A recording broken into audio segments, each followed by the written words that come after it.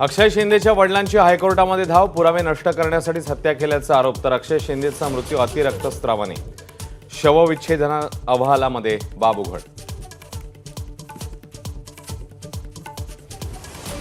अक्षय Shinde encounter प्रकरणाच्या तपासासाठी सीआयडीचं पथक मुंब्रा पोलीस ठाण्यात. घटनास्थळाची फॉरेन्सिक टीमकडून पाहणी, अक्षयचं पोस्टमॉर्टम पूर्ण.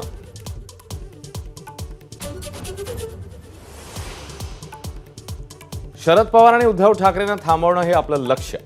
नागपुरातल्या बैठकीमध्ये अमित शहा यांचा भाजप पदाधिकाऱ्यांना कानमंत्र.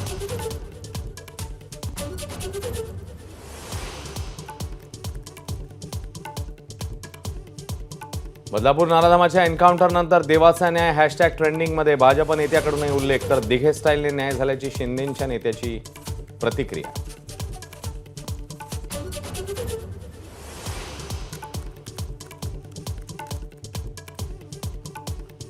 एन्काउंटर करून कोणाला वाचवण्याचा प्रयत्न केला जातोय, ठाकरेंच्या शिवसेनेचा सवाल. तर महाराष्ट्राची जनता येत्या निवडणुकीत दुसऱ्या शिंदेंचा राजकीय एन्काउंटर करेल, राऊतांचा घणाघात.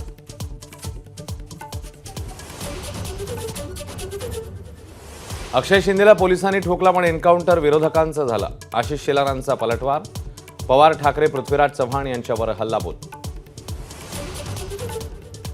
मराठवाडा आणि विदर्भातल्या पदाधिकाऱ्यांशी केंद्रीय गृहमंत्री अमित शहांचा नागपूरमध्ये संवाद. तर निवडणुकीच्या प्रचारासाठी नितीन गडकरी मात्र जम्मू काश्मीरमध्ये. सुखदुःखात एकमेकांकडे जाणारच, शरद पवारांबद्दल अजित पवारांनी एबीपी माझावर व्यक्त केल्या भावना. पवार कुटुंब एकच असल्याच्या शरद पवारांच्या वक्तव्यानंतर अजितदादांचंही मत. पवार साहेब आमचं दैवत, पण आम्ही कुणाला दुखावलं नाही, करमाळ्यामधल्या सभेत अजित पवारांचं वक्तव्य.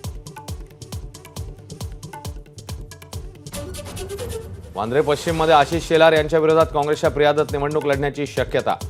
काँग्रेसकडून प्रिया दत्त यांना तिकीट मिळणार असल्याची चर्चा.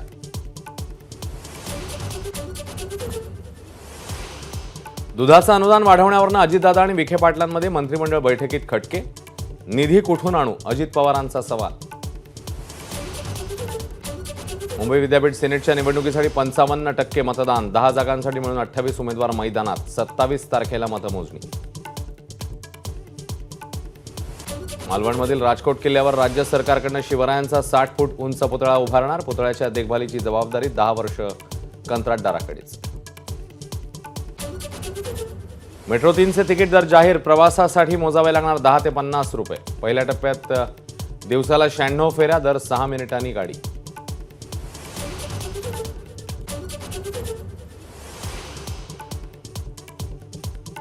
हरिणी अमरसूर्या बनल्या श्रीलंकेच्या 3ऱ्या महिला पंतप्रधान. राष्ट्राध्यक्ष अनुरा दिसानायके यांनी दिली पदाची शपथ.